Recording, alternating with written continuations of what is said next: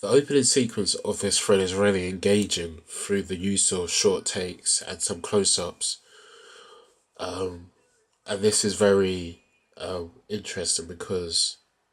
short takes and close-ups mixed together can be really engaging for the audience on what they see, and it can make detail much clearer. Some scenes in the opening sequence were sped up to add urgency and to set the tone of the film to be quick and have a lot of action, in to keep the audience gripped onto the opening sequence and to set up the rest of the film as being really fast. Throughout most of the opening sequence, there's a lot of light, um, and it creates another sense of unknown. And with basically everything in black and white, it makes it feel like an old-fashioned film with tension because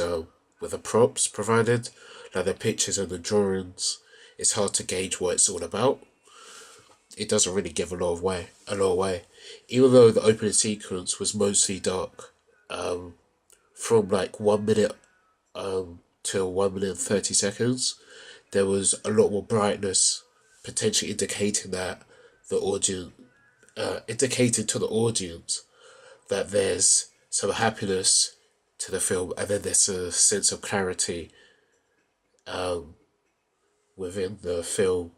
between the characters. Even though most of the opening sequence was dark, from 1 minute to like 1 minute 30 seconds, there was a lot more brightness, indicating that maybe before the film was kind of dark and slowly building up. And then when the brightness came, it shows maybe a sense of happiness and clarity, because that's generally what the kind of white connotation brings. And yeah, and it maybe shows that the clarity for the characters and the happiness for the characters is shown at that point in the film, which could be midway through the film, we don't know. All the way through the opening sequence, the credits appear with Cillian Cillian Murphy, the first man, the first name to appear. Since he is an actor, it presents that he's the main character in the film, with Sigourney Weaver coming next, showing that they are also the main character, or like the sub main character in this. The credits also have film going on around it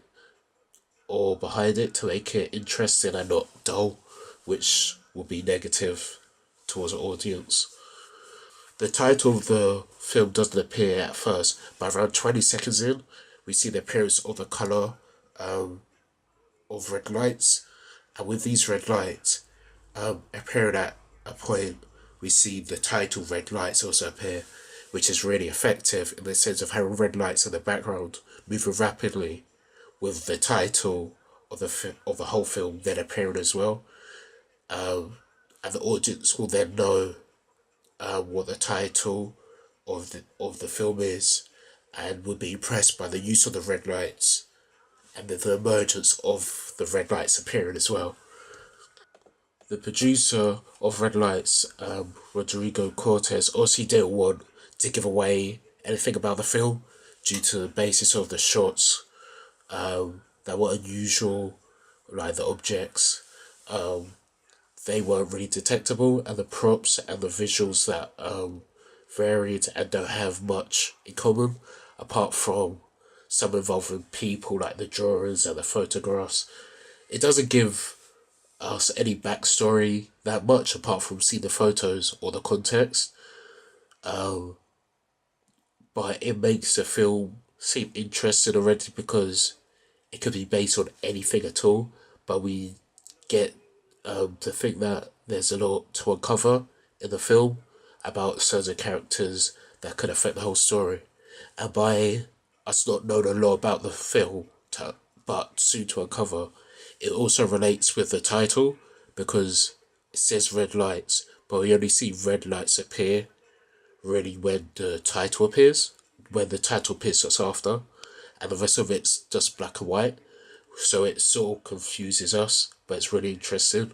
and the audience acknowledge the whole film will have dark moments